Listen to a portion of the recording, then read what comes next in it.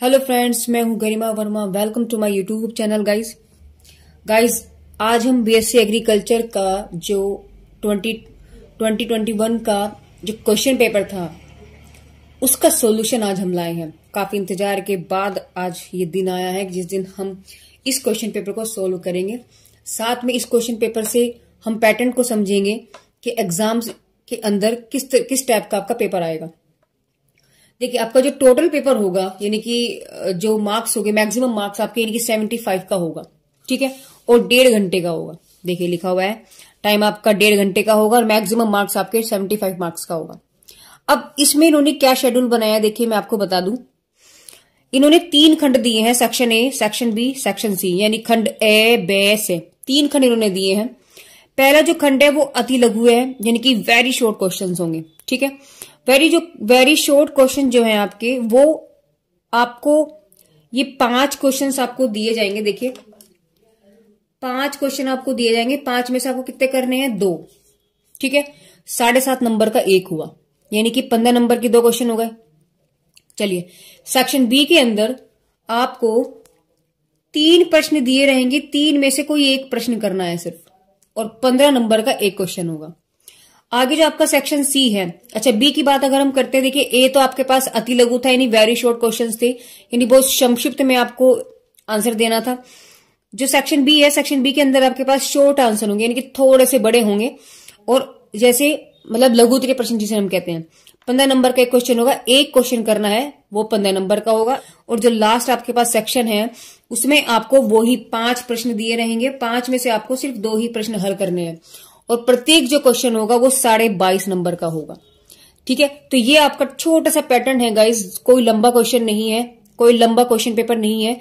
बहुत ही सटीक मात्रा में इन्होंने क्वेश्चन पेपर को बनाया है और अच्छा भी है बस। लेकिन हम लोग जो यहाँ सोल्व करने वाले हैं गाइस, इस क्वेश्चन पेपर के एक एक क्वेश्चन को सोल्व करेंगे। इस क्वेश्चन पेपर के एक एक क्वेश्चन को हम लोग सोल्व करने वाले हैं। मैं पेपर पैटर्न के अकॉर्डिंग नहीं करूंगी, क्योंकि मुझे तो आपको सभी क्वेश्चन को सोल्व करके दिखाना है, ठीक है। तो देखिए जिस तरीके से, देखो हम आपको दिखा भी देते, बीएससी एग्रीकल्चर ऑनर्स एग्जामिनेशन दिसंबर 2021, ठीक है ना। एलिमेंट्री मैथमेटिक्स है, आपका जो कोड नंबर होगा वो AG 113 होगा। और आपका जो नया सिलेबस अब बना है, देखो न्यू कोर्स आपको आपका सेमेस्टर में जो चेंज हुआ है उसके अकॉर्डिंग इन्होंने क्वेश्चंस को दिया है। तो चलिए गाइस स्टार्ट करते हैं, सोल्यूशन करते हैं इस क्वेश्चन पेपर का। लेकिन मैं आपको एक बार क्वेश्चन पेपर की शक्ल दिखा देती हूँ। आपको लेना है तो गाइस आप इसका स्क्रीनशॉट ले सकते हो। वैसे मैं इसका जो PDF है वो टेलीग्राम पर मैं बिल्कुल सेंड कर दूंगी गाइस, आप वहां से इस चीज को ले सकते हैं। और मैंने अपनी कॉपी पर भी एक एक क्वेश्चंस को मैंने लिखा हुआ है, उसी हिसाब से मैंने यहाँ पे लिखा भी है कि एनी 2 क्वेश्चन, सेक्शन A है, एनी 2 क्वेश्चन है ना, विच मार्क इज, जितने का भी होगा उसी अकॉर्डिंग हमने इसमें मार्क्स को भी लिखा हुआ है। तो एक बार क्वेश्चन पेपर को पढ़ लेते हैं, उसके बाद हम इसके सोल्यूशन पे चलते हैं। देखिए सेक्शन A के अंदर इन्होंने 2 मार्क्स, देखो अटेम्प्ट एनी 2 क्वेश्चन, यानी 2 क्वेश्चन आपको करने हैं, 7.5 का 1 क्वेश्चन होगा। देखो 2 प्रश्नों में से आपको 2 प्रश्नों के उत्तर देने हैं, जबकि आपको उन्होंने 5 दे रहेंगे। तो जैसे 1, 2 आपका क्वेश्चन दे दिया, 3, 4, 5 क्वेश्चन दे दिया आपको, ठीक है। सेक्शन B के अंदर इन्होंने यानी लघुत्तरीय प्रश्न जो है आपके पास 1 क्वेश्चन करना है, जबकि कितने क्वेश्चन मिलेंगे, 1, 2, 3। देखिए तो 3 क्वेश्चन में से आपको सिर्फ 1 क्वेश्चन करना है, 15 नंबर का क्वेश्चन होगा, ठीक है। क्वेश्चन भी बहुत आसान है, तो कोई डिफिकल्ट नहीं है। सेक्शन C के अंदर खंड ब, से के अंदर 2 क्वेश्चन करने हैं आपको, 22.5 का 1 क्वेश्चन होगा। और देखिए जैसे इन्होंने क्वेश्चन आपको दिए, जो आपको पार्टीशन में भी दे सकते हैं और एग्जैक्ट 1 क्वेश्चन भी दे सकते हैं। जैसे इन्होंने क्वेश्चन नंबर 9 के अंदर 2 पार्ट दे दिए, तो टोटल में जो है ये पूरा 9 जो क्वेश्चन हुआ वो 22.5 का हुआ, ठीक है ना। 10वां क्वेश्चन है, देखो 10वें क्वेश्चन के अंदर इन्होंने 3 पार्ट दिए हैं, तो 1, 2 और 3rd यहां पर ये रहा, ठीक है। अच्छा 11 जो क्वेश्चन है इसमें 2 पार्ट दे दिए इन्होंने। क्वेश्चन नंबर 12 में 2 पार्ट दे दिए, क्वेश्चन नंबर 13 में 2 पार्ट दे दिए। यानी ऑलमोस्ट हम ये चीज देख रहे हैं, जो आपके पास लॉन्ग क्वेश्चन आ रहा है उसमें प्रत्येक क्वेश्चन के अंदर इन्होंने 2 पार्ट बना करके उसको दे दिया है, तभी वो उन्होंने 22.5 का क्वेश्चन रखा है, ठीक है। तो चलिए गाइस अब इस क्वेश्चन पेपर का हम लोग सोल्यूशन करते हैं। तो गाइस सेक्शन A के अंदर यानी खंड A के अंदर यानी क्या दिया इन्होंने आपको, 5 क्वेश्चन दिए हुए, उनमें से हमें कितने करने हैं, 2 क्वेश्चन करने हैं, और प्रत्येक क्वेश्चन कितने नंबर का आपका, 7.5 का। देखिए तो सेक्शन ए के अंदर इन्होंने क्वेश्चन नंबर 1 क्या दिया कि define the square matrix with example. ठीक है, यानी वर्ग आव्यूह की परिभाषा उदाहरण सहित आपको देनी है। तो मैंने क्वेश्चंस एज इट इज यहां पर लिखे हुए हैं, हम सॉल्यूशन अब यहां पर पढ़ेंगे। देखिए, वर्ग आव्यूह क्या होता है? वह आव्यूह जिसमें पंक्तियां और स्तंभों की संख्या समान होती है उसे वर्ग आव्यूह हम कहते हैं। अब अगर हम बात करते हैं पंक्ति और आव्यूह, पंक्ति और स्तंभ यानी कि कॉलम और रो। देखिए, अगर कोई आपके पास मैट्रिक्स है a B c d e F G H i, ये कोई आपके पास मैट्रिक्स है, तो जो ऐसे चल रहे होते हैं ना, ये वाले, ये आपके पास क्या है? रो 1, रो 2, रो 3, यानी इनको हम क्या कहते हैं? रो, यानी कि पंक्ति। ठीक है, और जो ऐसे चल रहे होते हैं ना, ये खड़े वाले, इनको हम कहते हैं कॉलम 1, कॉलम 2, कॉलम 3, यानी कॉलम, यानी हम क्या कहते हैं? इनको हम स्तंभ। ठीक है, तो अगर रो और कॉलम दोनों की संख्या आपके पास समान है, इक्वल है ना, यानी ये भी आपके पास 3 है और ये भी आपके पास 3 है, तो वो कैसी मैट्रिक्स होगी? स्क्वायर होगी। या ये भी 4 है, ये भी 4 है, क्या हो जाएगी? स्क्वायर मैट्रिक्स हो जाएगी। ठीक है, यानी जहां आपके पास रो, आप लिख सकते हैं कि रो बराबर कॉलम हो, तो आपके पास स्क्वायर मैट्रिक्स हो जाएगी। जैसे यहां अगर हम बात करते हैं, एक बार पहले उसको हम इंग्लिश में भी पढ़ लेते हैं। Square matrix, a square matrix is a matrix with the same number of row and columns.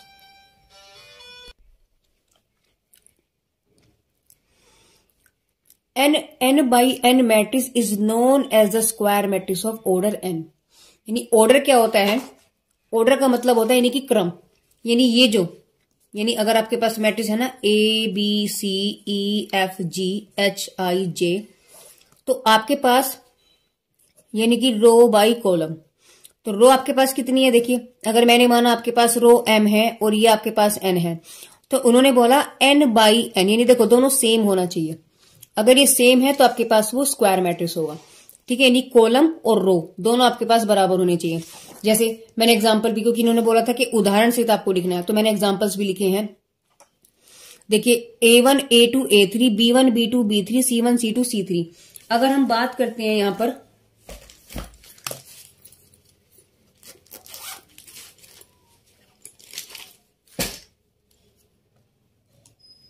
तो देखिए ये आपके पास रो 1 होगी, ये रो 2 हो गई और ये रो 3 हो गई।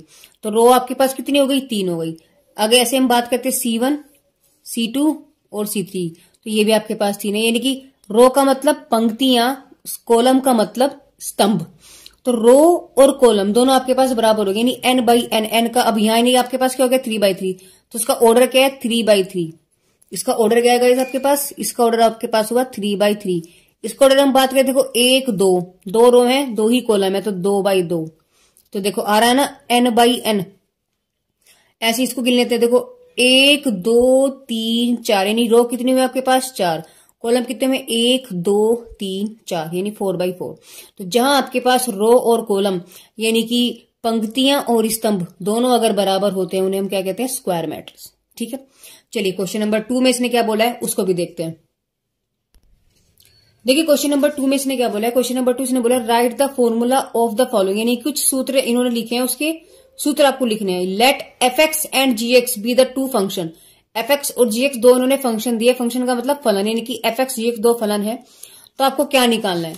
तो आपको निकालना है differentiation of fx dot dx और differentiation of fx plus gx। ठीक है, देखिए वही चीज मैंने यहां पर लिखी हुई है। देखिए fx डॉट gx और fx प्लस gx। तो गाइस जहां हमने डिफरेंशिएशन पढ़ा था, वहां मैंने आपको बताया था जब दो फलन आपके पास एक साथ ऐसे प्रोडक्ट में हो, तो उसका डिफरेंशिएशन का फॉर्मूला क्या होता है? देखो इसको अगर मैं फर्स्ट मानू, इसको मैं सेकंड मानू, तो फॉर्मूला हमारे पास बनेगा पहला सेम दूसरे का डिफरेंशिएशन प्लस दूसरा सेम पहले का डिफरेंशिएशन, बस खत्म। तो यहां आपके पास फर्स्ट क्या है? ये, तो आपके पास फॉर्मूला क्या बन जाएगा? पहला सेम यानी fx तो सेम हो गया, दूसरे का डिफरेंशिएशन प्लस दूसरा सेम और पहले का डिफरेंशिएशन, बस हो गया क्वेश्चन। देखो कितना छोटा क्वेश्चन था। ठीक है ना, तो अब गाइस ये वाले जो फॉर्मूले कहां मिलेंगे आपको? डिफरेंशिएशन वाली में मिलेंगे, यानी अवकलन वाली जो वीडियो है मेरी उसमें मिलेंगे। हालांकि मैं आपको सभी जो वीडियोज हैं, यानी कि जितने भी आपके चैप्टर से रिलेटेड जितने भी वीडियोज हैं, उन सबका लिंक मैं आपको डिस्क्रिप्शन में दे दूंगी, वहां से जाकर के आप उसको चेक कर सकते हैं, देख सकते हैं। साथ में आप हमारे टेलीग्राम पर भी जुड़े, जहां पर इनका पीडीएफ मैं आपको दूंगी, ठीक है। वहां पर भी आप इससे जुड़िए। साथ में कोई क्वेश्चन में अगर आपको दिक्कत है, कोई प्रॉब्लम है, तो भी आप वहां पर कोई क्वेश्चन को जो है उस पर अपलोड कर सकते हैं, उसकी फोटो खींच के, यानी कि आप उसको एसएस ले और आप उसको मुझे वहां पर सेंड कर सकते हो, उसका सोल्यूशन भी आपको मिल जाएगा। चलिए अब बात करते हैं प्लस वाले की। तो प्लस में तो सिंपल सी बात है, क्या यही जैसे आपके पास डिफरेंशिएशन ऑफ, अगर आपके पास है एक्स प्लस वाई, है ना, तो आप क्या करेंगे, पहले इसकी मल्टीप्लाई इसके साथ, इसकी मल्टीप्लाई इसके साथ, तो बस उसी तरीके करेंगे। क्या बन जाएगा आपके पास, dy by d x of f x plus dy by d x of g x. हो गया क्वेश्चन, ठीक है। देखिए थर्ड क्वेश्चन में इसने क्या बोला है आपसे, थर्ड क्वेश्चन में इसने बोला है कि इवेलुएट, ज्ञात करना है limit x tend to 0 x plus 3, है ना, यानी एक्स प्लस 3 की हमें वैल्यू निकालनी। तो देखिए यानी आपको निकालना है limit x tend to 0 x plus के 3। तो हम क्या करेंगे, जहां एक्स की वैल्यू है वहां उठा करके 0 रख दो, तो 0 प्लस के 3, आंसर कितना आ गया 3। बस यही आंसर है आपके पास। कितना छोटा सा क्वेश्चन था। देखिए चलिए नेक्स्ट क्वेश्चन की तरफ चलते हैं।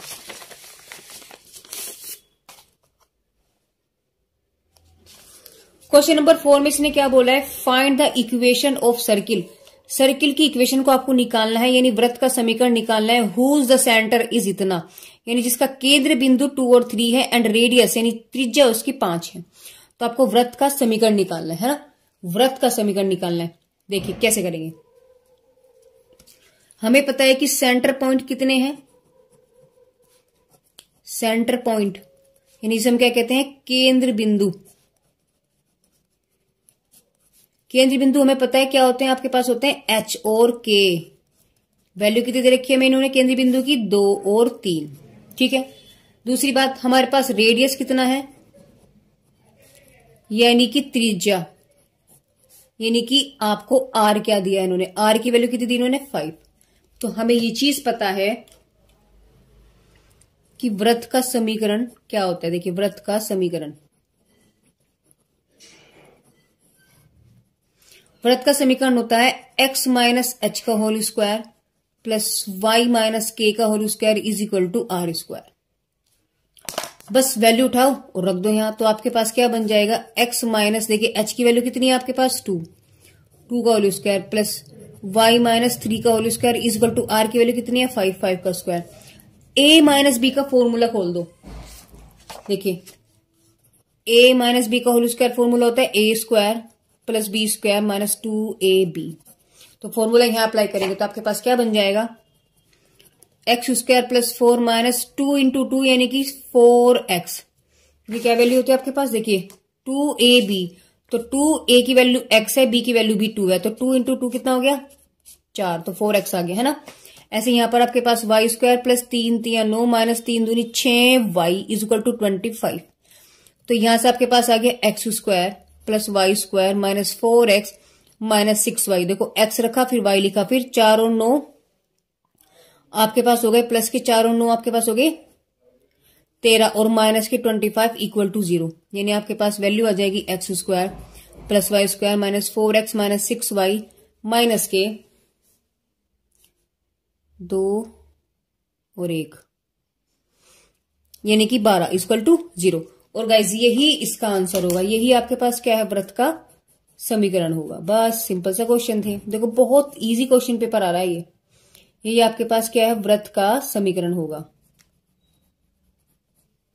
ठीक है। चलिए नेक्स्ट क्वेश्चन की तरफ चलते हैं। क्वेश्चन नंबर 5 में इसने क्या बोला, देखिए 5 को देखते हैं अब। इसने बोला find the transpose of A matrix A, ठीक है। आपको एक ए मैट्रिक्स दे दी है, उसका ट्रांसपोज निकालना है। ट्रांसपोज का मतलब परिवर्त, यानी हमें इस आव्यूह का परिवर्त आव्यूह निकालना है। अब परिवर्त आव्यूह क्या होता है, देखिए लिख लेते हैं पहले एक बार। परिवर्त आव्यूह यानी कि ट्रांसपोज मैट्रिक्स। हम इसमें क्या करते हैं, जो रो होती है उसे चेंज कर देते हैं कॉलम में, और जो कॉलम होता है उसे कर देते हैं किसमें, रो में।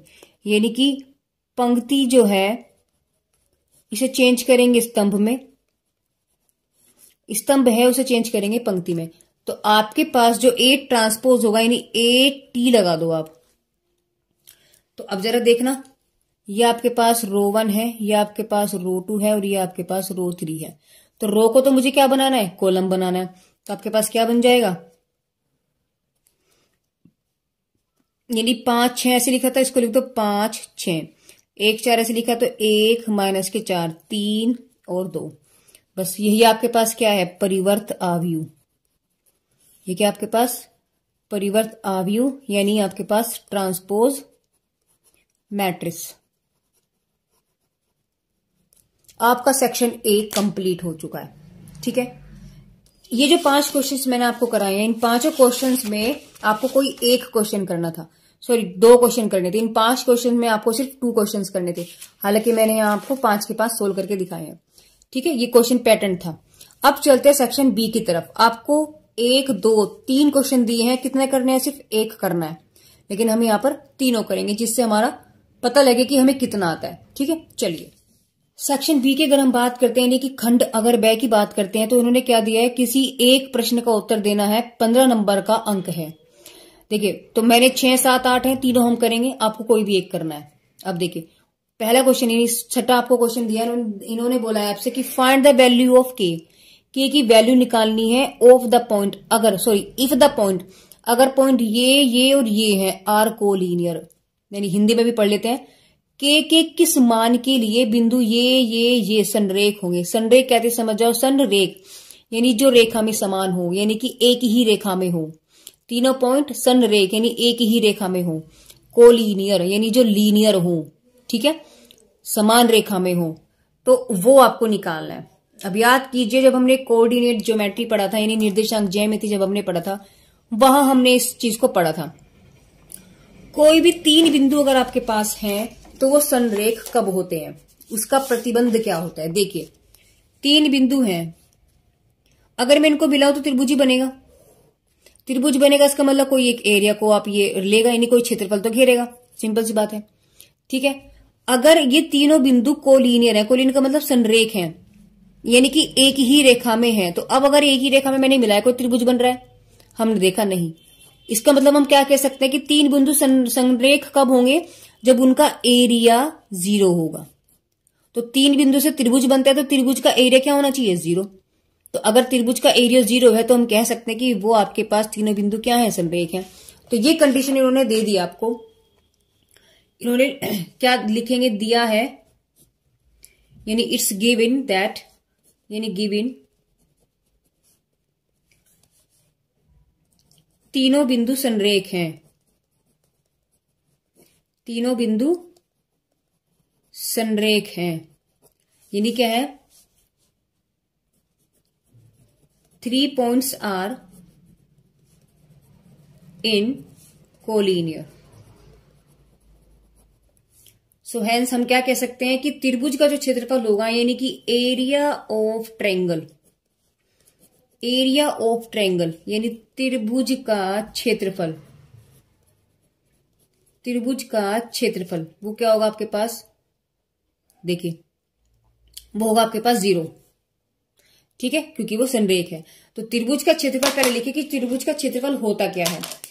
याद कीजिए, त्रिभुज का क्षेत्रफल होता था 1/2 modulus of x1 y2 minus y3 plus x2 y3 minus y1 plus x3 y1 minus y2 modulus equal to 0, क्योंकि ये आपके पास क्षेत्रफल हो गया, बराबर हो गया आपके पास 0। तो यहां देखिए, अब आपको क्या करना है, अगर ये पॉइंट आपके पास x1 y1 है, ये x2 y2 है और ये आपके पास x3 y3 है, तीनों पॉइंट उठाओ और यहां रख दो बस, और इक्वल टू में आपके पास 0 चल ही रहा है, तो उसमें आपके पास आंसर आ जाएगा। अब ये फॉर्मूला भी याद करने का ट्रिक मैं आपको बता देती हूँ कि कैसे हमने याद किया था। देखिए देखो, जो काम करेंगे ना एकदम हम पक्का करते चलेंगे। फॉर्मूला हमने कैसे याद किया था, देखिए हमें पता है कि 1 के बाद 2, 2 के बाद 3 और 3 के बाद फिर से 1 आएगा, ये एक चक्र चलता है यहाँ पर। तो अब देखिए, पहले मैंने क्या किया, 1/2 लगाया, मॉडुलस लगाया, इस तरीके से बराबर जो भी कुछ होगा देख लेंगे। अगर 0 है तो 0 लेके चले, आंसर निकालना तो आंसर निकालेंगे। पहले मैंने x1 लिखा, ब्रैकेट लगाया, प्लस x2 लिखा, ब्रैकेट लगाया, फिर लिखा मैंने x3, ब्रैकेट लगाया। देखो 1 के बाद क्या आता है 2, तो यहां लिखेंगे y2 माइनस y3। 1 2 3 हो गया तीनों कंप्लीट। अब 3 आया तो 3 से स्टार्ट करो। यहाँ 3 माइनस 3 के बाद क्या आएगा फिर से 1, तो 1 आ गया। 1 आया तो 1 को यहाँ लिखो, 1 के बाद क्या आएगा 2, तो यहाँ लिखो y2। खत्म, बन गया आपका फॉर्मूला। ठीक है, तो देखिए अब आपको सिर्फ आपको यहाँ वैल्यू रखनी है। तो 1/2 मॉडुलस ऑफ x1 की वैल्यू कितनी है आपके पास -3, y2 कितना है आपके पास 6 माइनस y3 कितना होगा आपके पास 9, x2 कितना आपके पास 7, तो प्लस के साथ ये हो गया। y3 की वैल्यू आपके पास कितनी है 9 माइनस y1 कितना है 12। अच्छा जी, x3 आपके पास कितना है, ये रहा x3 k। y1 की वैल्यू आपके पास है 12 माइनस y2 आपके पास हो गया 6, मॉडुलस बंद इक्वल टू 0। तो 1/2 मॉडुलस ऑफ -3, ये भी वैल्यू आपके पास -3 बनेगा भाई। 6 में से 9 गए, -3 बन गया है ना। प्लस के 7 आपके पास यहां बचेगा -3 प्लस के, और यहां बचेगा आपके पास 6, मॉडुलस इक्वल टू 0। तो 1/2 मॉडुलस ऑफ 3 हो गया 9, और यहां -21 प्लस के 6 के इक्वल टू 0। अब देखिएगा इस 1/2 को तो आप उधर ले जाओ, तो आपके पास सिर्फ क्या बचेगा 21 में से 9 गए यानी 6 के, तो ये बचा माइनस के बचेगा 12 इक्वल टू 0। सिंपल सी बात थी।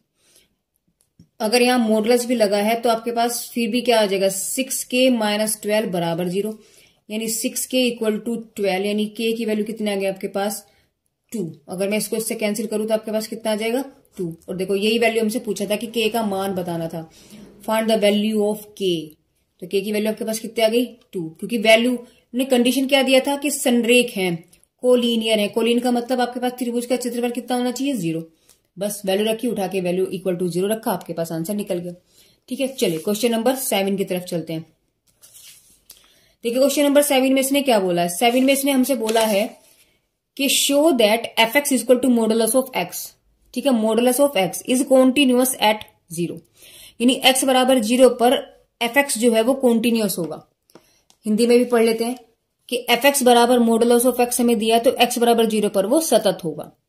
ठीक है, देखिए जब हमने चैप्टर किया था लिमिट वाला, यानी कि फलन वाला, जब हमने चैप्टर किया था तो वहां हमने चीजें पढ़ी थी कि कंटिन्यूटी की जो कंडीशंस होती है वो क्या होती है ना। यानी कंटिन्यूटी की जो कंडीशंस होती है, यानी सतत होने की जो कंडीशंस होती है, हमने क्या पढ़ी थी। देखिए याद करिएगा, मैंने आपको बताया था कि कोई भी अगर सीधा ग्राफ आ जाता है इस तरीके से, बिना पेन उठाए अगर आप सीधा लाइन बना सकते हो तो वो कंटिन्यूटी में आएगा, यानी सतत होगा। यानी कि हमें पता है कि कोई भी प्लेन है वो दो हिस्सों में बटा हुआ है, तो जो इधर जब हम चलते हैं तो ये प्लस वैल्यू होते हैं, इधर जब हम चलते हैं तो माइनस वैल्यू होते हैं। इसको हम क्या कहते हैं RHS, लेकिन लिमिट है तो लिमिट के अंदर क्या आएगा RHL आएगा, यानी राइट हैंड लिमिट। ऐसे इधर क्या आ जाएगा लेफ्ट हैंड लिमिट। ठीक है, तो एक तो ये दोनों मुझे इक्वल करनी है। तीसरी बात एट पॉइंट यानी कि जहां पर वो होगा वो मुझे वैल्यू इक्वल टू करनी है, यानी एक वैल्यू इधर वाली, ये वाली और ये वाली, तीनों अगर एक ही रेखा में है, यानी तीनों की वैल्यू अगर एक ही आती है तो हम कहेंगे वो कंटिन्यूटी है। तो हमें क्या करना है, यहां से हमें क्या निकालना है left hand side, left hand limit निकालेंगे, राइट हैंड लिमिट निकालेंगे, और उसके बाद हम ऑन एट पॉइंट निकालेंगे। तो यहां से हम कंटिन्यूटी होने की प्रतिबंध की अगर हम बात करते हैं तो क्या होता है, देखिए हम सबसे पहले निकालेंगे LHL। ठीक है, LHL में हम क्या करते थे, देखिए लिमिट किस पे निकालना है x बराबर 0, यानी x टेंड टू 0, L का मतलब हुआ माइनस fx। ठीक है, अब क्या करेंगे, देखिए लिमिट, अब लिखेंगे h टेंड्स टू 0 f। देखो 0 माइनस h कर देंगे, 0 माइनस h। लेफ्ट का मतलब क्या हुआ, यानी कि एक माइनस हमने उसमें वैल्यू कर दी, और फंक्शन हमारे पास क्या है fx है ही, तो जहां हमारे पास fx है वहां हम उठा करके क्या रखेंगे h टेंड टू 0। देखो x था तो x, अब x की क्या आ गया आपके पास 0 माइनस h, तो यहां उठा करके हम रखेंगे, यानी आपके पास बचेगा 0 माइनस h। तो जब हमने इसमें वैल्यू रखी आपके पास आंसर कितना आ जाएगा, डायरेक्टली 0 आ गया। यानी यहां से हम देखते हैं तो LHL की वैल्यू आपके पास कितनी आ जाएगी 0। ठीक है, अब हम निकालेंगे RHL में हम क्या करते थे, मैंने अभी आपको यहां बताया था। RHL में हम क्या करते, देखिए जब हम इधर चलेंगे तो वैल्यू प्लस करते हैं, तो यहां हम क्या करेंगे 0 में यानी x टेंड टू 0 जो था उसे प्लस कर देंगे fx। तो आपके पास जहां आपने माइनस रखा था वहां आप क्या रखेंगे, इसको limit s tends to 0 function of 0 plus h। और fx की वैल्यू क्या है, वो ये है मोड ऑफ x। तो हम क्या लिखेंगे, अच्छा सॉरी मोड ऑफ x था, तो गाइज ये रहा मोड ऑफ x। मोड लगाना मैं भूल गई थी, मोड भी लगाएंगे तब भी वैल्यू 0 ही आपके पास आएगी। यानी यहाँ आपके पास क्या बचेगा, ये बचेगा limit s tends to 0 mod of minus के h। अब वैल्यू रख दो आप, तब भी आपके पास आंसर कितना आएगा, 0। चलिए खैर यहां पर देखते हैं, लिमिट s टेंड्स टू 0 यानी मॉडुलस ऑफ 1 प्लस h।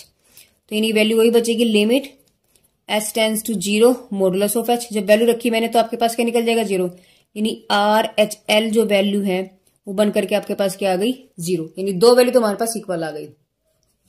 अब मेरा काम क्या है, एट पॉइंट पर निकालना। किस पर, एट पॉइंट। तो लिखेंगे एट पॉइंट, यानी डायरेक्टली x बराबर 0 रखेंगे। तो आपके पास फंक्शन ऑफ f0। तो अब देखिए, यानी आपके पास फंक्शन क्या है, fx बराबर क्या है, मॉडुलस ऑफ ये। तो हम यहां से क्या लिखेंगे, सिर्फ मॉडुलस के अंदर डायरेक्टली 0, यानी वैल्यू हम यहां से क्या देखते हैं, 0। यानी यहां से आपके पास f0 की वैल्यू क्या आ गई, 0। तो यहां से हमने क्या देखा, हमने देखा कि भैया लिमिट LHL बराबर RHL और बराबर f0 तीनों आपके पास बराबर है, इक्वल इक्वल है। तो जब ये सारे आपके पास बराबर है, हम तो कह सकते हैं the function is continuous on x बराबर 0। और अगर हिंदी की बात करें तो हम कहेंगे कि फलन fx बराबर मोड ऑफ x बराबर 0 पर सतत है। देखो अगर इसमें से एक भी वैल्यू, इन तीनों में से अगर एक भी वैल्यू डिफरेंट आ जाती ना, तो हम क्या कहते हैं, डिसकॉन्टिन्यूअस होता, यानी असतत होता। अब हमारे पास तीनों वैल्यू सेम आ गई, तो हम कह सकते हैं कि फंक्शन हमारे पास क्या है, सतत है, यानी कि कॉन्टिन्यूअस है। चलिए क्वेश्चन 8 की तरफ चलते हैं कि पेपर में क्वेश्चन नंबर 8 में क्या दिया था। देखिए क्वेश्चन नंबर 8 में इसने क्या बोला, इसने बोला यदि a बराबर ये है, b बराबर ये है, तो आपको क्या निकालना है, देन द फाइंड ab और ba, दोनों को निकालना है। यानी अगर आपके पास a ये है, b ये है, तो a b का मान ज्ञात करना है और फिर दिखाना, यानी शो करना है कि a b not equal to b है। बस कितना सिंपल क्वेश्चन है। सिर्फ हमारा काम क्या है, a b और b निकाल दो, अपने आप ही आ जाएगा नॉट इक्वल, बस हो गया शो। तो देखिए क्या करेंगे,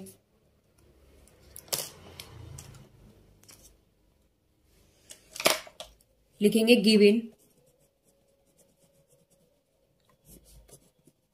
a बराबर 2 3 4 5, b बराबर 2 4 5 3। ठीक है ना। हमें सबसे पहले क्या निकालना है, हमें सबसे पहले निकालना है ए बी। क्या निकालना है, देखो हमें ए बी। तो निकालेंगे ए बी। ए का देखो पहले ए लिखा है फिर बी लिखा है, तो पहले हम ए को लिखेंगे 2 3 4 5, मल्टीप्लाई हो रहा है, बी की वैल्यू रखेंगे अब 2 4 5 3। अब देखिए मल्टीप्लाई कैसे करते हैं, ध्यान से देखना बहुत ज्यादा, मेरा हाथ देखना कि हाथ कैसे चल रहा है, ऐसे और ऐसे। सिर्फ क्या किया मैंने, ऐसे और ऐसे। तो बस हमें यही काम करना है। तो हम क्या करेंगे, देखो ऐसे और ऐसे का मतलब 2 की 2 में मल्टीप्लाई करेंगे, प्लस 3 की 5 में मल्टीप्लाई करेंगे, तो पहला पार्ट निकल गया। ठीक है। अब इसकी ऐसे और ऐसे, यानी इसी की ऐसे करेंगे, तो कहां बैठेगा वो, यहां बैठेगा। तो 2 और 4 प्लस 5, वो 3 और 3, 3 इंटू 3। देखो पहली रो मेरे पास निकल गया। ठीक है। सेकंड पार्ट देखिए, इसकी मल्टीप्लाई इसमें ऐसे ही करेंगे, तो आपके पास यहां वैल्यू बचेगी, यानी कि 4 इंटू 2 प्लस 5 इंटू 5। ऐसे लास्ट हमारे पास क्या बचेगा, इसकी और ऐसे। तो देखिए 4 की 4 में करेंगे, प्लस 5 की 3 में करेंगे, तो वैल्यू कितने आ गए आपके पास, 2 दूनी 4, 3 पंजे 15। तो 15 और 4 कितना हो गया आपके पास, 19।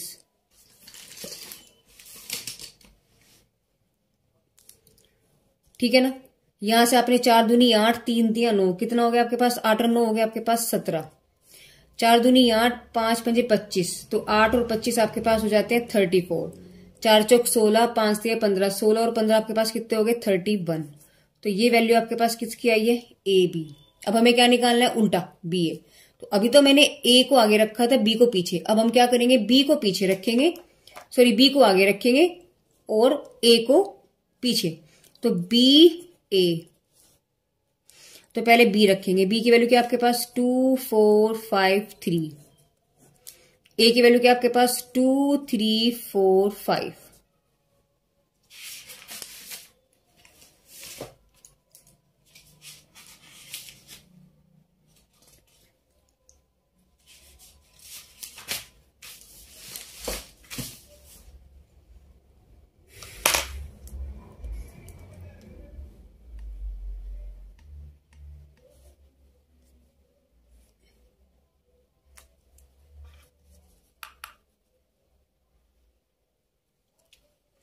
तो देखिए हाथ से पूरी तरीके से चलने वाला, जैसे हमने ऊपर किया था ऐसे ही होगा, ऐसे और ऐसे।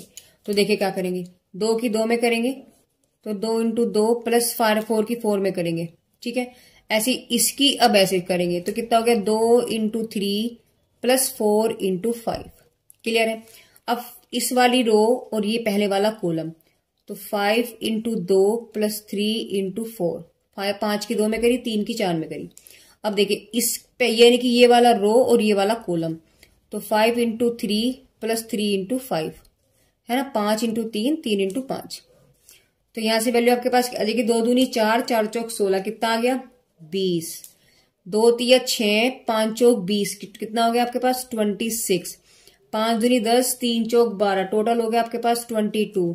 5 तिया 15 3 पंजे 15 15 15 30 यानी कि 30। तो यहां से हमने क्या निकाला, ये बी ए।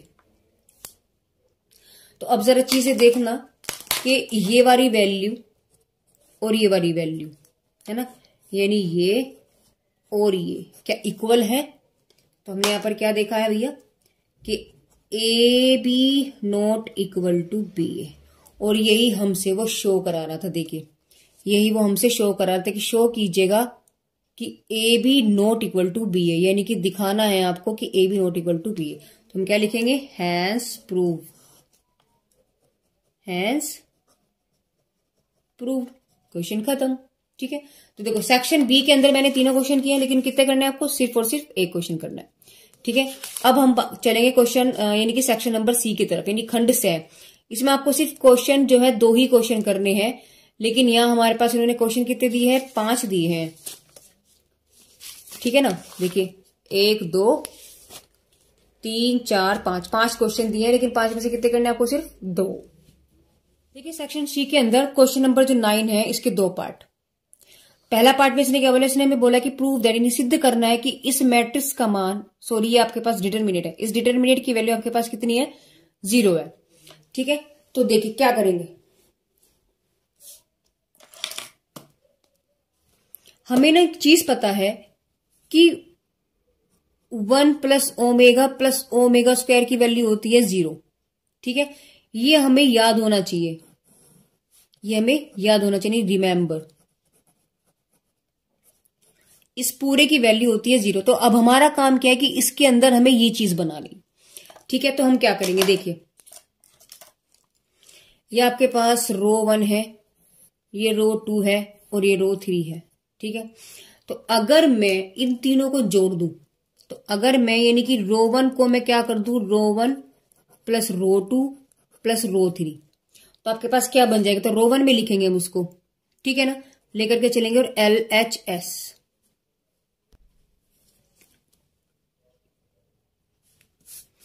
तो आपके पास क्या बन जाता है, देखिए मैट्रिक्स आपके पास क्या बनेगी।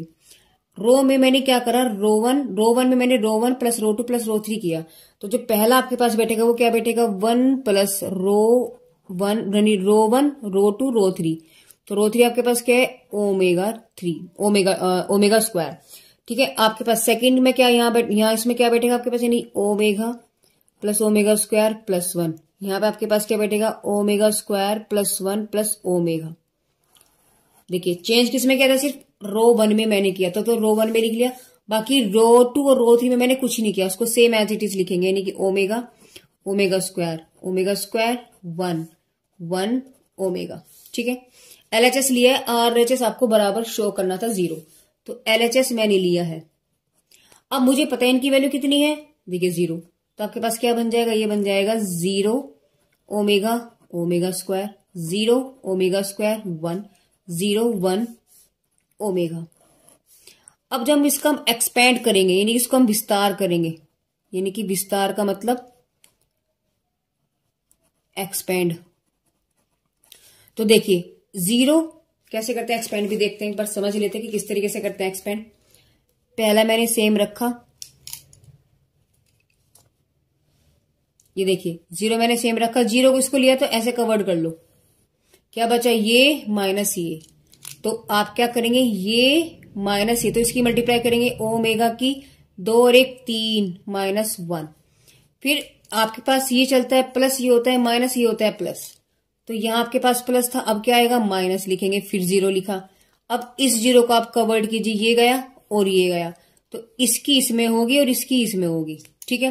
तो यानी omega square minus omega square. अब प्लस लिखेंगे, देखो प्लस माइनस प्लस आ गया 0। अब जब इस 0 को मैंने कवर्ड किया ऐसे और ऐसे तो ढक लिया, क्या बचा आपके पास ये, इसकी मल्टीप्लाई इसमें और इसकी मल्टीप्लाई इसमें, तो ओमेगा माइनस ओमेगा की 4। अब यहां समझने वाली बात क्या है, अंदर कुछ भी होता रहे, जब बाहर आपके पास 0 रखे तो ये भी 0, ये भी 0 और ये भी 0, यानी आंसर आपके पास क्या आ गया 0। और यही आपके पास क्या करना था, ये आपको प्रूफ करना था। तो LHS बराबर RHS, बस हैंस प्रूव, हो गया आपके पास क्वेश्चन कंप्लीट। ठीक है, चलिए तो क्वेश्चन नंबर 9 का ए पार्ट तो हो गया है, अब चलेंगे बी पार्ट की तरफ। ठीक है, इसका बी पार्ट, बी पार्ट में क्या बोला, अगर ए बराबर ये है बी बराबर ये है, तो आपको क्या निकालना है 2b - 3a, बस और कुछ नहीं करना है। तो देखिए क्या करेंगे, यहां से ए बराबर ये है तो लिखेंगे यहां से गिवन दैट, यानी कि दिया है, गिवन क्या आपको ए बराबर 3 4 -2 3 6 5, ठीक है। और बी बराबर क्या दिया है उसको भी लिख लेते हैं 2 1 4 -3 6 2। आपको क्या निकालना है पहले 2b, तो आप पहले यहां निकाल लीजिएगा 2b, 2b - 3 निकालना है ना, तो आप क्या निकालेंगे पहले यहां से 2b निकालो, फिर आप 2a निकालो। तो देखें यहां से 2b की वैल्यू कितनी है आपके पास, ये रही 2 1 4 -3 6 2। तो इस 2 की पूरे में मल्टीप्लाई कर दो, तो 2 की 2 में करेंगे 4 हो गया, 2 की 4 में करेंगे 8 हो गया, 2 की 6 में करेंगे 2 6 12, 2 -6 4, तो ये तो आपके पास क्या निकल गया 2b। ऐसे 2a, सॉरी 2a नहीं है गाइस, 3a इन्होंने बोला, अच्छा हुआ पहले ही कर दिया, नहीं तो आगे क्वेश्चन गलत हो जाता। देखिए 3a, तो 3a की वैल्यू क्या आपके पास 3 4 -2 3 6 5, 3 की मल्टीप्लाई पूरे एवरी एलिमेंट मल्टीप्लाई बाई 3, तो 3 की मल्टीप्लाई प्रत्येक एलिमेंट के अंदर कर देंगे, तो 3 3 9 माइनस के 3 दूनी 6 और 3 6 18, 3 चौक 12, 3 3 9, 3 5 15, और ये आपके पास निकल गया। अब क्या पूछा इन्होंने 2b - 3a, तो बस कर दीजिए काम, 2b - 3a। देखिए 2b की वैल्यू उठा करके रखो 4 2 8 -6 12 4, माइनस 3a की वैल्यू क्या आपके पास 9 12 -6 9 18 15। ठीक है, तो यहां से अब क्या करेंगे हम, देखिए 4 माइनस है ना, तो 4 एवरी एलिमेंट, सेम जो एलिमेंट्स जिस पोजीशन में उसमें से उसी को या तो प्लस करते हैं या माइनस करते हैं, माइनस है तो माइनस करेंगे, प्लस है तो प्लस करेंगे। तो इस 4 में 4 माइनस कर दो, सॉरी इस 4 में -9 कर दो, 2 में -12 कर दो, तो 2 - 12 हो गया, 8 माइनस और माइनस प्लस हो गया, तो 8 + 6 हो गया, 12 - 18, 12 - 18। देखिए -6 तो ये रखा है और -9, देखो जो जिस पोजीशन पर है वही वाला पोजीशन का इधर एलिमेंट देखेंगे। तो अगर जैसे 4 था तो 9 लिया, 2 था तो 12 लिया, 6 है तो ये लेंगे, 4 है तो 15 लेंगे, है ना, उस तरीके से। तो आपके पास 4 है तो 4 - 15,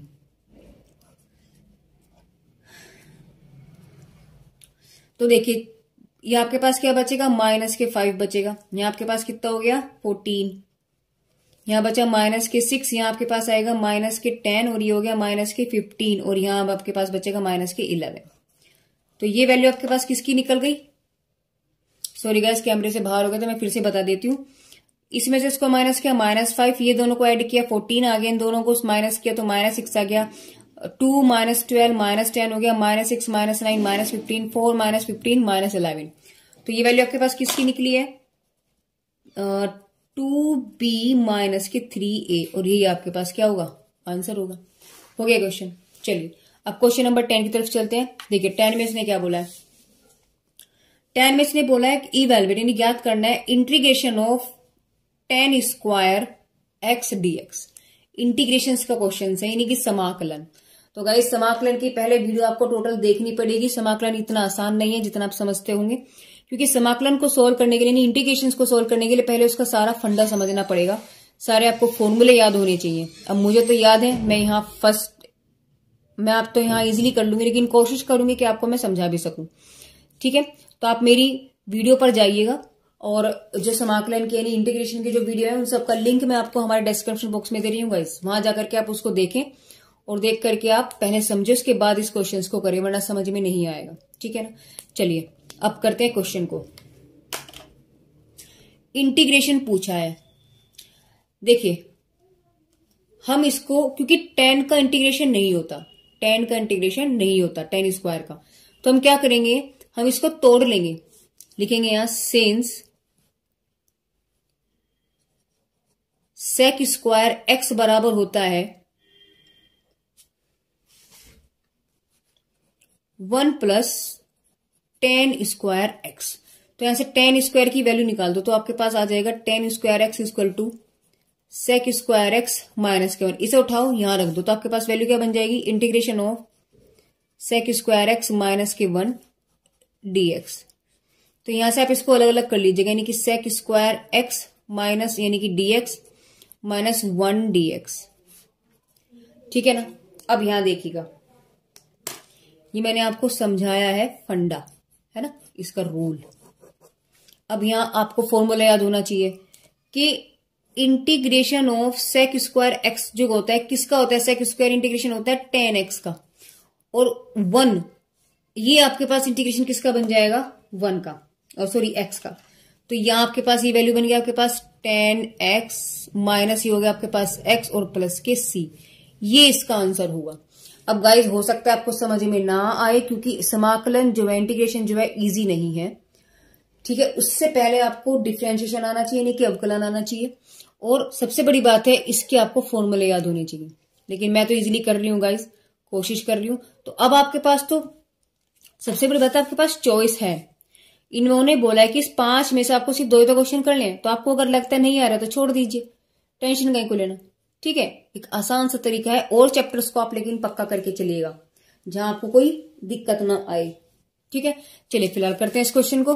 देखिए हमें पता है कि x की पावर n का जो इंटीग्रेशन होता है, इंटीग्रेशन ऑफ x की पावर n का जो होता है क्या होता है? x की power n+1 upon n+1 plus के c। ये फॉर्मूला होता है x की पावर n का। तो यहां हम देखिए x की पावर n का जब हम लोग यानी x की पावर 4, तो आपके पास बन गया x की पावर 4+1 अपॉन 4+1। ठीक है, और ऊपर लगी आपके पास लिमिट, तो लिमिट को रखेंगे 0 से लेके 1। वैल्यू क्या बन गया आपके पास? x की पावर 5 अपॉन 5, और लिमिट होगा 0 से लेके 1।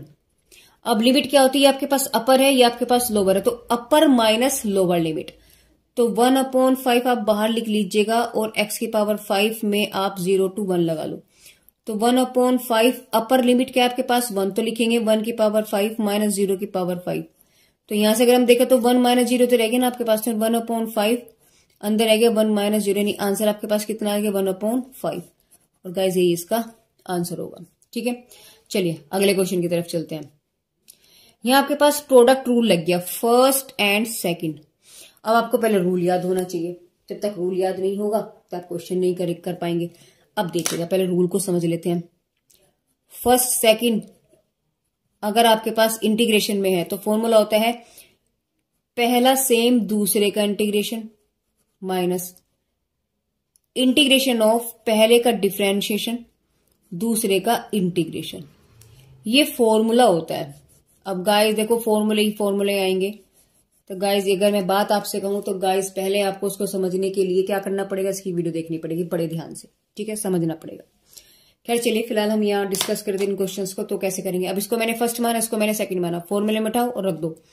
तो वैल्यू क्या बन गया आपके पास, पहला सेम सेकंड का इंटीग्रेशन यानी कि sine x dx minus integration first का डिफ्रेंशिएशन, तो dy बाई डी एक्स कर दिया x का और इंटीग्रेशन कर दिया साइन x का। जो आंसर आएगा उस पूरे का भी क्या करना है, इंटीग्रेशन करना है। ठीक है, तो x साइन x का जो इंटीग्रेशन होता है गाइस वो होता है माइनस के कोस x, इंटीग्रेशन x का जो डिफ्रेंशिएशन वो बैठेगा गाइस वो बैठेगा 1। साइन x का इंटीग्रेशन अभी हमने किया है माइनस के कोस x dx, ये माइनस प्लस हो गया, तो वैल्यू आ गया आपके पास x cos x plus integration of cos x और dx। कोस x का इंटीग्रेशन होता है आपके पास साइन x, तो वैल्यू होगी माइनस एक्स कोस x प्लस साइन x और प्लस के c, यही इसका आंसर होगा। ठीक है, तो गाइस वैसे मुझे लग रहा है कुछ बच्चों के ना समझ में ही नहीं आएगा, पता नहीं मैम ने क्या कर दिया। देखिए इन सब चीजों को समझने के लिए फुल डिटेल में जाना पड़ेगा, इसको हम 5 मिनट के अंदर नहीं समझ सकते। तो गाइज मेरा कहना तो यही होगा कि आप जो है उस वीडियो को समझें, वहां जाकर के पहले आप पूरे चैप्टर को अच्छे से समझें। ठीक है, चलिए खैर क्वेश्चन हमारे पास 10 हो गया। अब हम किस पर चलने वाले हैं, 10 हमने कंप्लीट कर लिया है। अब हम आ गए क्वेश्चन नंबर 11 पर। 11 को देखते हैं। देखिए क्वेश्चन नंबर 11 में इसने क्या बोला, differentiation with respect to x, यानी एक्स के सापेक्ष आपको अवकलन निकालना है, यानी अवकलन वाला चैप्टर आ गया आपको। देखिए अवकलन में क्या करना था, हमें इसका डिफरेंशिएशन निकालना है, यानी हमें इसका क्या करना है, dy बाई डी एक्स निकालना है। ठीक है, अब dy बाई डी एक्स के लिए देखो यहां पर आपके पास 2 फंक्शन है। क्या है, 2 फंक्शन है। अब आप पहले इसको समझिए, अगर आपके पास 2 फंक्शन दिए हों और उनका आपको dy बाई डी एक्स निकालना, तो होता है पहला सेम दूसरे का डिफरेंशिएशन प्लस दूसरा सेम पहले का डिफरेंशिएशन। बस ये फंडा यहां अप्लाई कर दो, तो आपके पास देखिए क्या बनेगा, इसे फर्स्ट मानो इसके सेकंड मानो, तो पहला सेम दूसरे का dy by d x plus दूसरा सेम पहले का dy बाई डी एक्स। ठीक है, तो एक्स स्क्वायर सेम है, साइन एक्स का डिफरेंशिएशन क्या होता है आपके पास गाइज, वो होता है cos x plus sine x. X square का डिफरेंशिएशन बैठेगा आपके पास 2x। देखिए कैसे हम इसको समझा देते हैं एक बार। पहले तो आप यहां लिख लीजिएगा कि dy by d x sine x होता है क्या, कोस एक्स। दूसरी बात dy by d x x की पावर n का होता है n एक्स की पावर n माइनस की 1। वही चीज मैंने यहां की है। देखो क्या था, अगर एक्स स्क्वायर का dy बाई डी एक्स हम कर रहे हैं, फॉर्मूला क्या है, n एक्स की पावर n का n एक्स n की पावर n। देखो x की पावर n का डिफरेंशिएशन क्या है, n एक्स की पावर n माइनस की 1। तो n की वैल्यू यहां अगर मैं देखूं तो 2 है, तो रखो यहाँ 2x की पावर 2 माइनस 1 यानी कि 2x की पावर 1। तो वैल्यू कितना आ गया, प्लस 2x। तो ये 2x आपका ऐसे आया। अब इसको थोड़ा सा सीक्वेंसिंग में लिख लेते हैं, तो x square cos x plus 2x sine x. चाहे तो आप इसे यहां छोड़ दो या दोनों में से आप x को कॉमन ले लो, आपकी मर्जी है, दोनों आंसर आपके पास ठीक आएंगे। तो x cos x plus 2 sine x, दोनों आंसर आपके पास ठीक होंगे। ठीक है,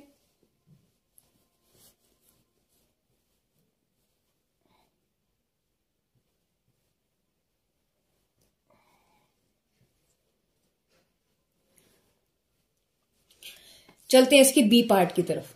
देखिए बी पार्ट में भी सेम इसका क्या करना है, आपको डिफरेंशिएशन करना है। इस पूरे डिफरेंशिएशन के अंदर ये वाला फंडा लगने वाला है, ये वाला रूल।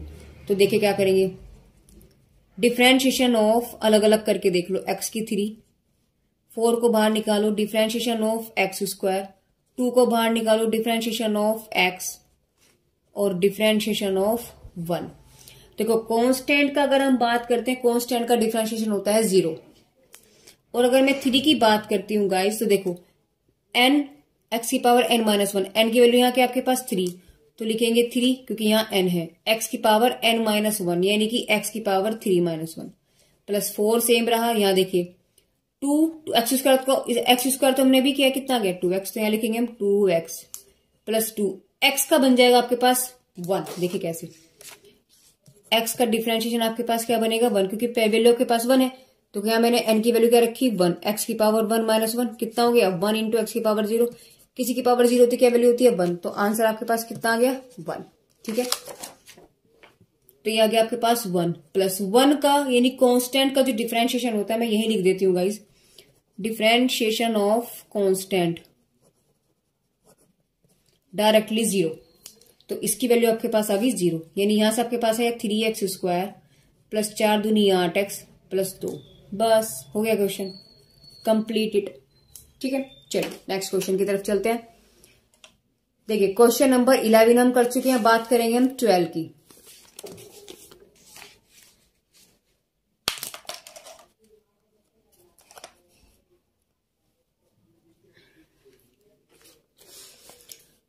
क्वेश्चन नंबर 12 के फर्स्ट पार्ट में इसने क्या बोला कि find the equation of a tangent to the circle. अगर सर्किल की इक्वेशन ये है तो एट द पॉइंट, तो इस पॉइंट पर आपको टेंजेंट निकालना है। यानी कि अगर बिंदु आपके पास ये है तो वृत्त का समीकरण ये दे दिया, तो वृत्त की स्पर्श रेखा का समीकरण निकालना, यानी टेंजेंट आपको निकालना, यानी वृत्त का स्पर्श रेखा आपको निकालनी है। देखिए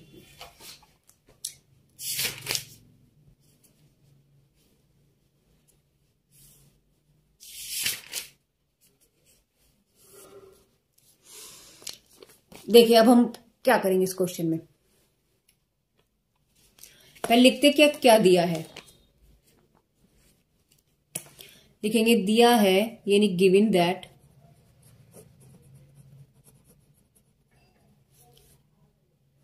वृत्त का समीकरण,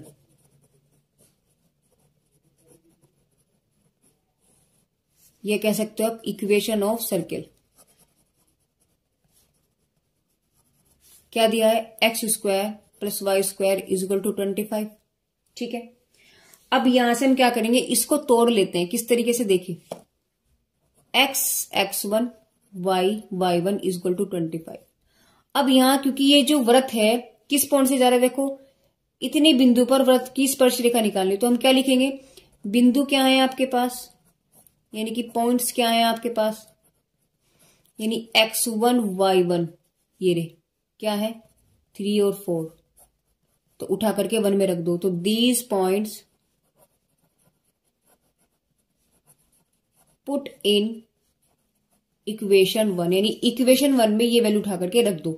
तो क्या बन गया आपके पास, x1 की जगह y1 की जगह क्या रखेंगे 3 4, तो आपके पास बन गया x.3 y.4 is equal to 25। यानी इसे सही रूप में लिखूं तो 3x प्लस के 4y इज इक्वल टू 25। तो यही क्या आपके पास स्पर्श रेखा का समीकरण, यानी इसे लिख सकते हैं which is equation of tangent. ये हम कह सकते हैं कि यही वृत्त की स्पर्श रेखा का समीकरण है।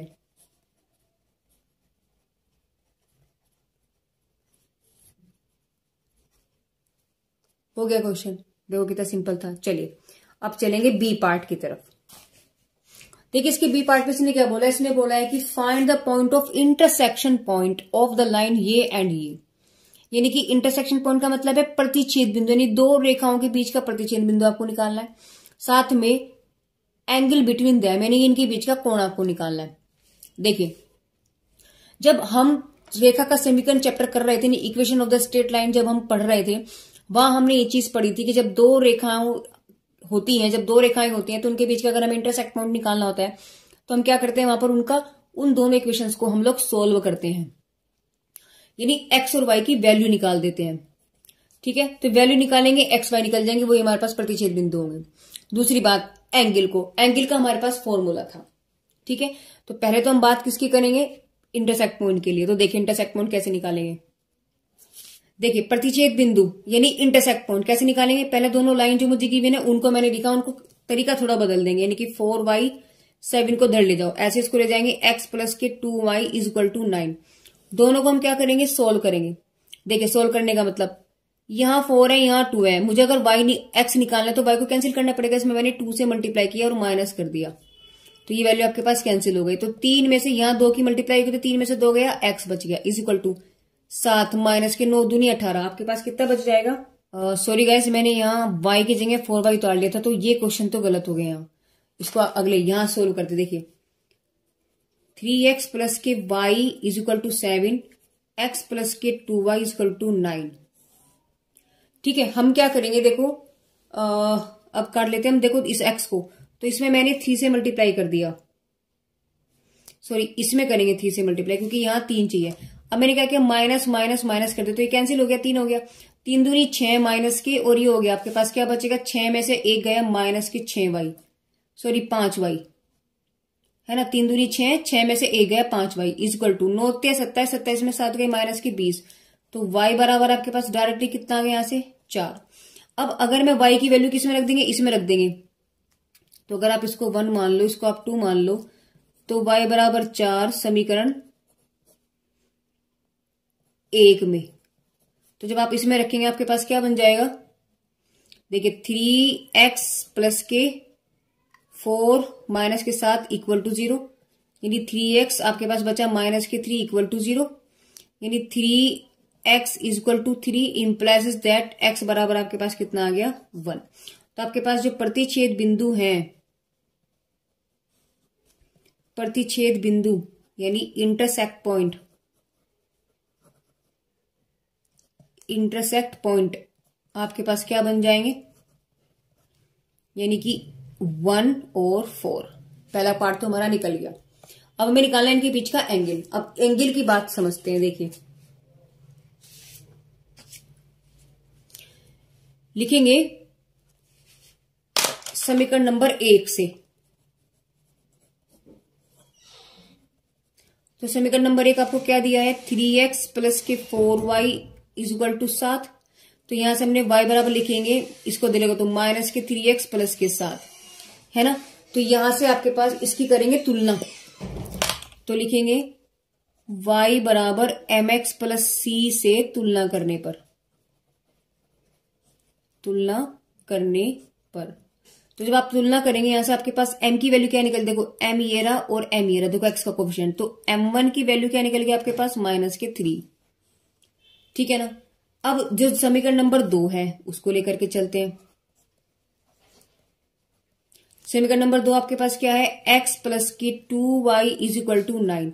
तो 2y is equal to x को उधर ले जाएंगे तो x प्लस के 9, यानी y बराबर माइनस के 1/2 x प्लस के 9। ठीक है, देखो हमें ये वाली फॉर्म बनानी होती है, हमें ये वाली फॉर्म बनानी होती है, तो मैंने वही फॉर्म बनाई। देखो दूसरी समीकरण आपके पास क्या थी, x plus 2y equal to 9, तो हमने 2y बराबर, देखो ये लेकर के चलना है, तो 2y बराबर इस x को उठाया उधर ले गए तो माइनस x हो गया। अब y का कोफिशिएंट आपके पास 1 है, तो मैंने 1 ही कोफिशिएंट बने, नहीं 2 से मैंने डिवाइड कर दिया, आपके पास बन जाएगा y इक्वल टू माइनस के हाफ x प्लस के 9।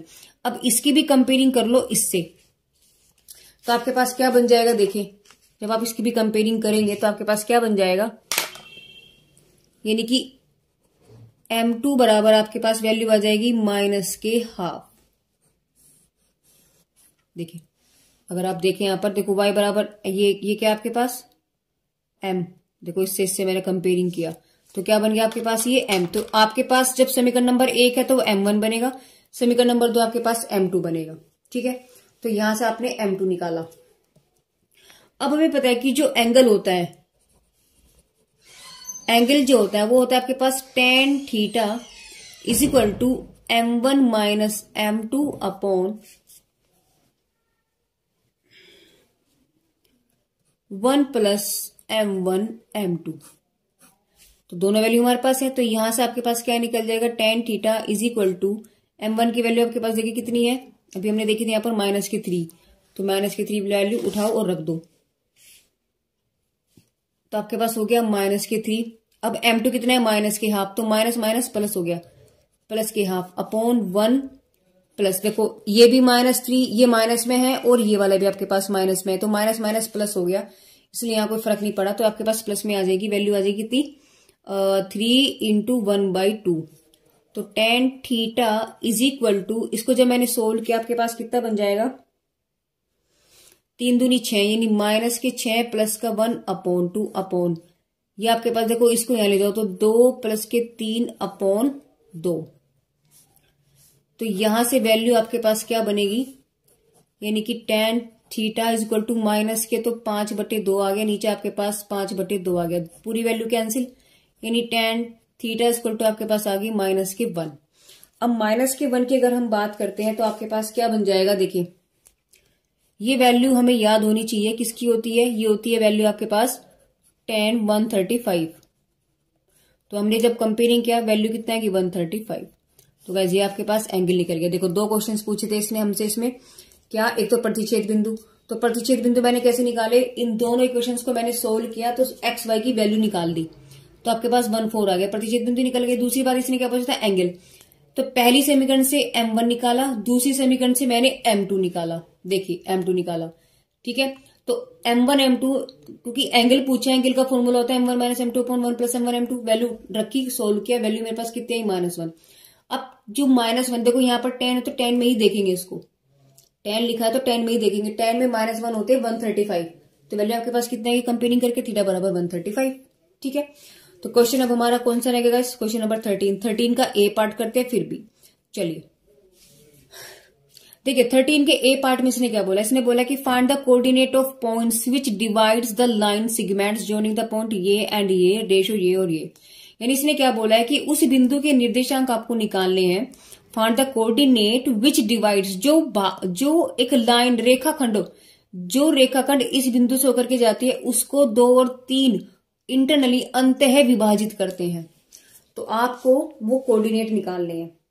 देखिए क्या करेंगे, इसने फाइनली आपसे क्या बोला है कि ये एक आपके पास लाइन सेगमेंट है, नहीं रेखाखंड है, ए और बी, पॉइंट आपको क्या दे दी, ये और ये, तो लिखेंगे आप 3 और 5, 7 और 9।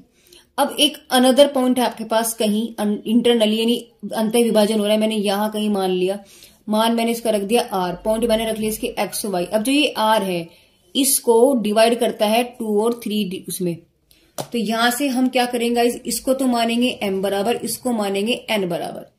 ये वैल्यू हो गया आपके पास x1 y1, ये हो गया आपके पास x2 y2। अब अंतः विभाजन का सूत्र लगा देंगे यहां पर, और कुछ नहीं करने वाले। तो यहां लगाएंगे हम क्या, हमें पता है कि अंतः विभाजन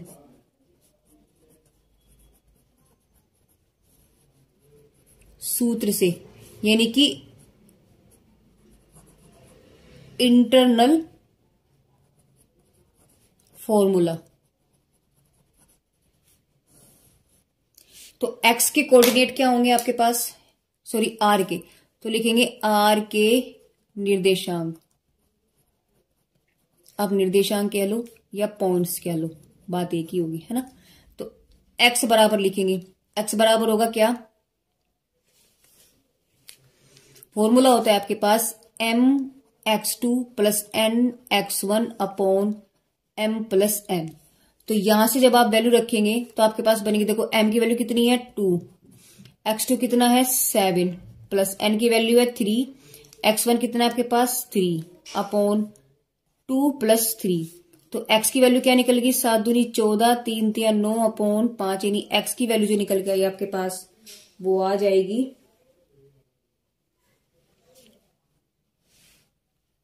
23/5। तो x तो निकल गया, अब मुझे क्या निकालना है y, तो y का भी पॉइंट देख लेते हैं। सेम यहां आपके पास जहां x1 x2 लिखा है, बस यहां आपके पास y1 y2 रख दो, ये आपके पास y वाला पॉइंट हो जाएगा। तो आपके पास क्या बनेगा, इसको भी देख लेते हैं।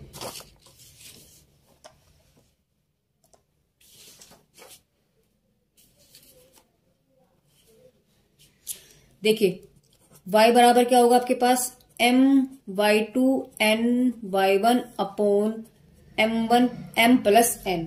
तो y बराबर, इस फिगर में अगर हम देखें गाइस, तो देखिए m की वैल्यू 2 है और y2 कितना है 9, तो 2 इंटू 9, देखो क्या लिखा आपके पास my2 ये देखिए,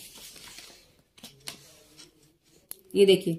तो जब हमने इसको देखा my2, तो my2 यानी कि m की वैल्यू आपके पास कितनी है 2, तो उठा करके रखेंगे आप 2, है ना, इंटू y2 कितना आपके पास 9, प्लस n की वैल्यू 3, y1 कितना आपके पास 5 अपॉन 2 प्लस के 3, देखो y1 5 है, y2 आपके पास 9 है। तो y बराबर आपके पास 9 दूनी 18, 3 पंजे 15 अपॉन 5, यानी y की वैल्यू आपके पास जोड़ के कितनी आ गई 33 अपॉन 5। तो ये y निकल गया। तो x क्या निकला था अभी आपके पास 23/5, ठीक है। तो देखिए यानी आपके पास जो इंटरनली यानी अंतः विभाजन यानी इंटरनली इंटरनली जो पॉइंट है आपका, देखो क्या पूछा था इसने, जो अंत विभाजन करता है, तो लिखेंगे इंटरनली, है ना। इसमें आपके पास आर के निर्देशांक क्या हो गए, आर के निर्देशांक या कोऑर्डिनेट या पॉइंट्स, बात आपकी एक ही है। तो आपके पास हो गया, यानी एक्स वाई जो निकल के आए हैं वो आपके पास निकल के आया 23/5 और 33/5। ठीक है, चलिए लास्ट क्वेश्चन और रह गया, इसको भी देख लेते हैं। देखिए क्वेश्चन नंबर बी में इसने क्या बोला, इसने बोला है find the equation of circle whose the diameter is line joining the 2 points इतने और इतना। यानी वृत्त का समीकरण क्या होगा अगर उसके व्यास के सिरे ये हैं। ठीक है, यानी आपसे इन्होंने क्या बोला है, इन्होंने बोला है कि एक वृत्त है, ये रहा वृत्त, व्यास कहां जाएगा, इसके केंद्र से होकर के। ठीक है, इसका एक पॉइंट दे दिया 0,4, एक पॉइंट दे दिया 4,4,0। तो इसका क्या पूछा इन्होंने, सॉरी वृत्त का क्या पूछा इन्होंने, समीकरण। वृत्त का पूछा, व्यास का नहीं। तो देखिए क्या करेंगे, लिखेंगे गिविंग दैट, यानी कि दिया है, व्यास यानी कि डायमीटर, पॉइंट्स क्या दिए आपको, 0, 4 तथा 4,0। ठीक है, तो हम इनको क्या पॉइंट्स मान लेंगे, इनको हम मानेंगे, एक को मान लो x1 y1, इन्हें मान लो x2 y2। तो देखिए आपके पास वृत्त का समीकरण क्या होता है, हम यहां लिखेंगे वृत्त का समीकरण।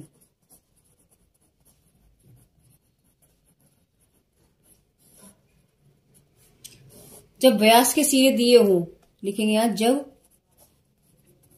दो व्यास के सिरे दिए हो, तब वृत्त का समीकरण क्या होगा। यानी कि आपके पास डायमीटर पॉइंट्स अगर दिए हो तो आपके पास क्या होगा, समीकरण आपके पास होता है x minus x1 x minus x2 plus y minus y1 y minus y2 equal to 0। उठाओ पॉइंट्स और इसमें रख दो, तो क्या बन गया, x माइनस x1 कितना है 0, x माइनस कितना है x2 4 प्लस y1 कितना है आपके पास 4 और y2 कितना है आपके पास 0 बराबर 0। तो वैल्यू क्या बचे आपके पास x minus 4 plus y minus 4 y equal to 0। Multiply करेंगे तो x square minus 4x plus y square minus के 4y equal to 0। That means आपके पास क्या बन जाएगा, x square plus y square minus 4x minus 4y equal to 0।